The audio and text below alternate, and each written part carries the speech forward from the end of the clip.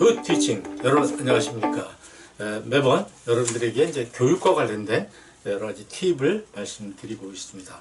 자, 오늘부터 9번에 걸쳐서 교육의 기본적인 그 개념을 나타내고 있는 키워드들을 하나씩 아주 쉽게 간결하게 이렇게 좀 설명을 드리려고 합니다. 그것은 바로 사색, 그리고 육교, 암묵지, 소통, 영향력, PCM, 메타인지, 동기, 기억, 이렇게 9가지 단어입니다. 이 9가지 단어를 우리가 좀 잘 기억하신다면 학생들 가르치고 또 교육하는데 굉장히 그 기본적인 도움이 될 거라고 이제 생각을 합니다. 그러니까 오늘은 첫 번째로, 그래서 저 형식은 교육은 뭐다 이렇게 해보겠습니다. 첫 번째, 교육은 뭐다? 교육은 사색입니다. 사색. 여러분, 사색이라는 게 뭔가요? 뭔가를 깊이 생각하는 게 사색 아닙니까? 요즘 학생들의 특징이 뭔가요? 깊이 생각하지 않습니다. 바로 네이버 검색하죠.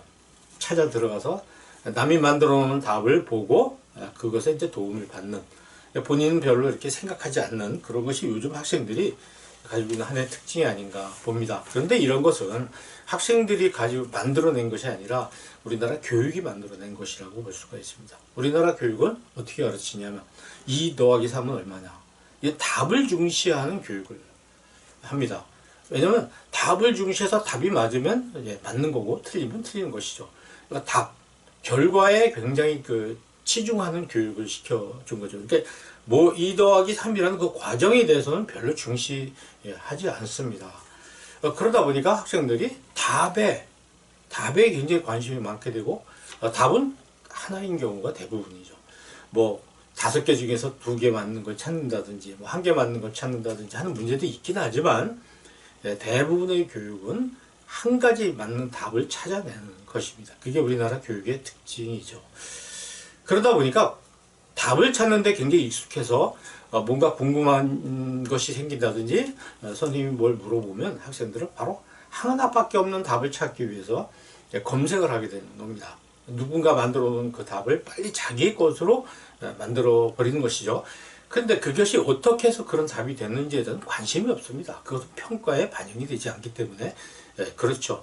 자, 그래서 이제 저는 좀 다르게 여러분에게 문제를 한번 내드리고 있는데, 2 더하기 3이 답이 얼마냐 보다는 뭐에다 뭘 더하면 뭘 더하면 말하자면 5가 되느냐, 이렇게 문제를 한번 낸다고 생각해 보십시오.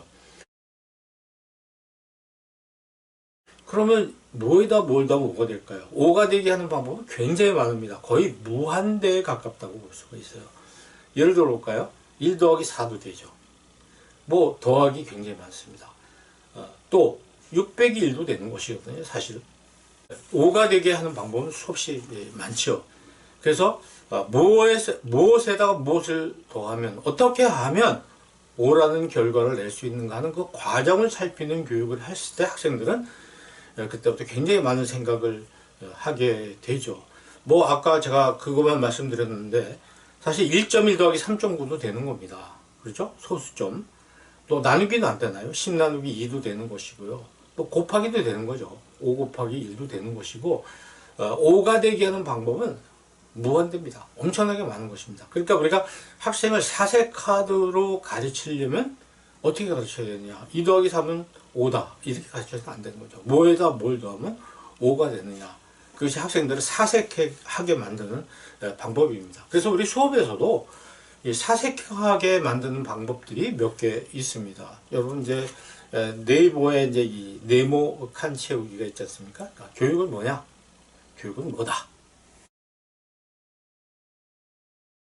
이런 것들이, 저는 이제 교육은 지금 사색이다 이렇게 말씀드렸는데, 이런 식으로 교육을 정의하도록 하는 네모 채우기 같은 방식이 뭐 하나 있을 수가 있고요. 또 그것뿐인가요? 굉장히 많이 있죠. 그거 말고도 N행시 같은 거 있습니다. N행시, 뭐 2행시, 3행시, 4행시, 5행시, 이런 것을 이제 우리가 N행시라고 그러는데, 단어를 가지고 이제 글짓기를 하는 것이죠. 말하자면 뭐 수학이면 소와 학이라는 걸 가지고 문장을 짧게 지어서 만들 수 있고요. 그리고 그 다음에 5자 토크, 6자 토크 같은 것도 있습니다. 뿐만 아니라 15자 글짓기, 16자 글짓기 이렇게 네모칸에다가 어떤 주제에 대해서 자기 나름 생각한 정의라든가 이런 것을 풀어내는 그런 글짓기도 있습니다. 여기 제가 이제 교육이란 무엇인가에 대해서 글짓기 한 게 있는데 한번 보시죠. 정말 그 기가 막히지 않습니까? 이런 해답을 말하자면 답을 학생들이 생각해내도록 기회를 주는 겁니다. 보통 우리는 이제 교육이란 무엇이냐 그러면 교육에 대한 정의, 옛날 사람들이 풀어낸 해답 그걸 가지고 이제 달달 외우거나 뭐 이렇게 하는데 물론 참고사항은 되겠지만요.